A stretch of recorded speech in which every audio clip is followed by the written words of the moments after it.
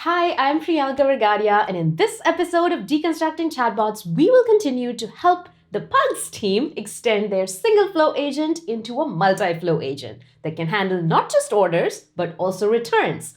We will also see how they can manage multiple agent versions and deploy to different environments.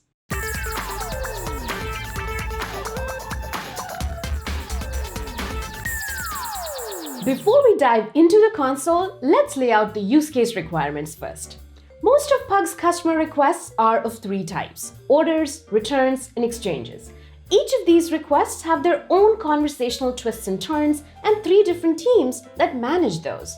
We recommend Pugs to create three separate flows for these requests. Multiple flows allows different teams to be responsible for building and maintaining those flows, and they provide better conversational control, help scale quickly, and they don't incur any additional cost.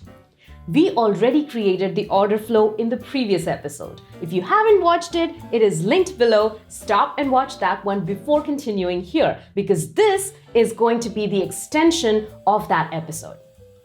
We will be creating a return flow so Pugs can take return requests through the virtual agent. We will keep the flow simple by just collecting the order number and providing a return confirmation. Okay, so now that we know what we are building, let's head to the Dialogflow CX console.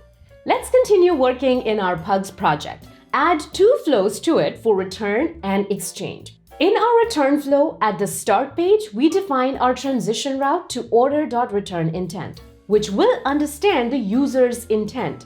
Add a few examples of training phrases such as, I need a refund, I would like to return my order. Add a few more along the same lines. And before saving this, let's add the transition to a page to collect return information. In this page, let's ask the user for the order number. I've provided a few examples here. To process a return, we need the order number. So we will make that as a required parameter, and for now, let's just select a system entity number. Although in real life, Pugs would probably have a custom entity with a certain sequence of numbers that would be matched to their backend through the webhook. At this state, we check if the order number is received by adding the condition page.params.status equals final. Once the condition is met, we want to transition to another page to provide a return confirmation. At the return confirmation page, all we do is send a confirmation saying your return is processed, adding our session parameter order number in there using the $sign. And we transition from here to the end page. Although we could transition to another flow as well if you wanted the user to say, take a survey or order more things. There's a lot more that you can do in returns. You could add more parameters to collect, connect to the Pugs backend API, but I will leave that to you to explore since the point of this video is to get you familiar with the CX console and the concepts. Now we know that Pugs has multiple teams working on the flows. They need the ability to save progress by creating different versions and then deploy specific versions of their flows to development, testing, or production environments. Let me show you how versions and environments work in Pugs agent. We go to the Manage tab, and in Deployment, we find Versions. Now here, since Pugs has multiple flows, each flow can have its own version, so the teams can independently manage their own versions.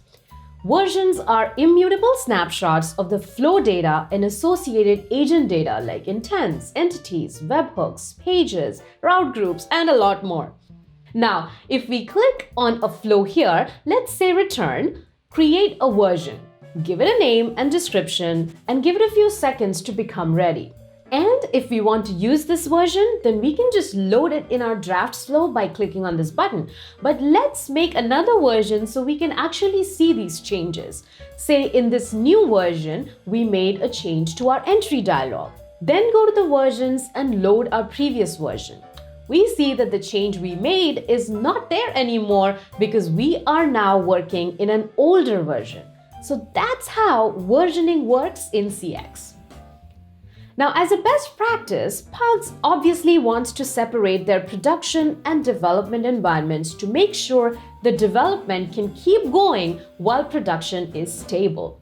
To do that, we go to environments and create a new environment, let's say production in this case, and we select the corresponding flow versions that should be used in production. We can do the same to set up dev and test environments too.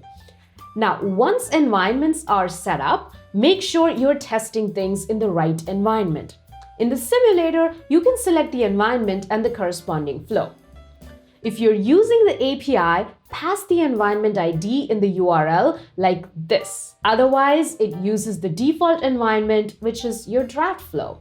Alright, with that, we have created a multi-flow agent for Pug's team that takes orders and returns. We also learned how versions and environments work in Dialogflow CX.